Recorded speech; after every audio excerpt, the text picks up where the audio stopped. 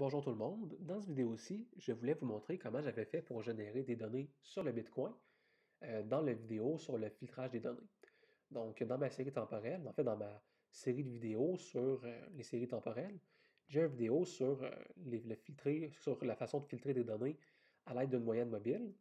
Et dans cette vidéo-ci, j'ai effectivement des séries du Bitcoin que j'ai moi-même filtrées avec l'aide d'RStudio.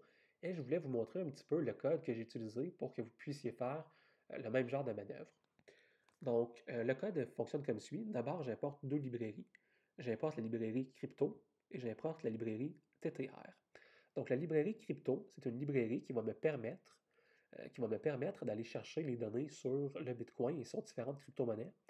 Et la librairie TTR, elle, va me permettre de faire des opérations, de moyenne mobile, donc pour filtrer mes données. La première chose à faire, naturellement, c'est d'importer mes données. Donc, j'ai utilisé la fonction ici crypto time series et je lui ai rentré l'argument. Donc, l'argument coin égale, et là, je marque le Bitcoin que je veux. J'aurais pu aller chercher un autre type de crypto-monnaie. Donc, si vous, c'est d'autres types de crypto-monnaies qui vous intéressent, allez-y. Vous avez juste à marquer leur sigle. Il faudrait aller voir dans le package, c'est quoi les crypto-monnaies qui sont prises en compte par le logiciel, en fait par la fonction. Et donc, j'enregistre ces données-là dans une base de données que j'appelle data. Donc, dans mon environnement, vous avez data ici, qui est effectivement une base de données, un data frame, une matrice où j'ai des données quotidiennes, des valeurs de capitalisation boursière, le prix du Bitcoin et sa valeur en dollars US. Donc, moi, ce que je fais, c'est que je crée une série temporelle. Donc, j'utilise la fonction TS pour indiquer à RStudio que je suis en train de travailler des séries temporelles. Et je lui dis de prendre les observations 2300 à 2467. Donc, naturellement, la grandeur de ces observations-là va dépendre du moment où vous roulez votre code.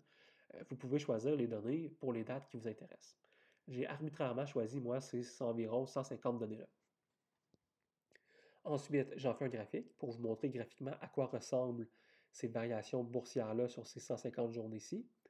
Et on voit naturellement que sur 50 journées, le Bitcoin a beaucoup varié. On est passé au début de notre échantillon autour de 10 000. On a eu un gros creux à 7 000 et on est remonté autour de 10 000.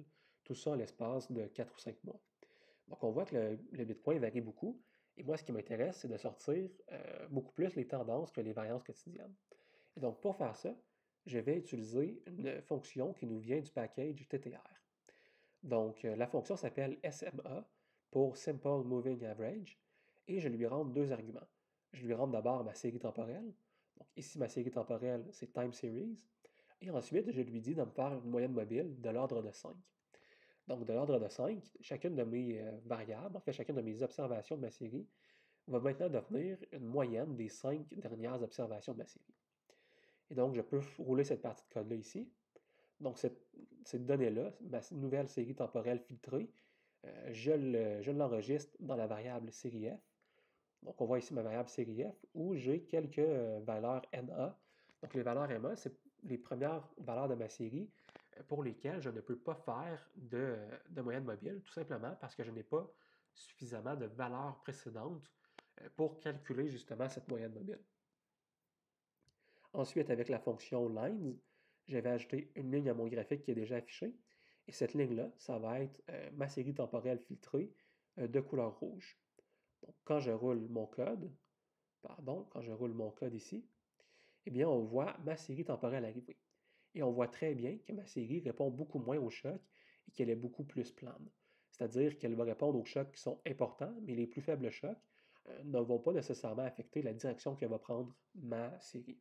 Je pourrais faire la même chose, filtrer mes données avec une moyenne de 10, une moyenne mobile de 10, et avoir la variable en bleu.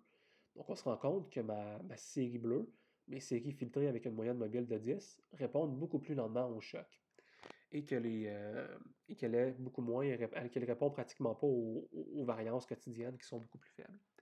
Et donc, c'est la façon dont vous pouvez utiliser RStudio pour simplifier vos séries temporelles et extraire les tendances.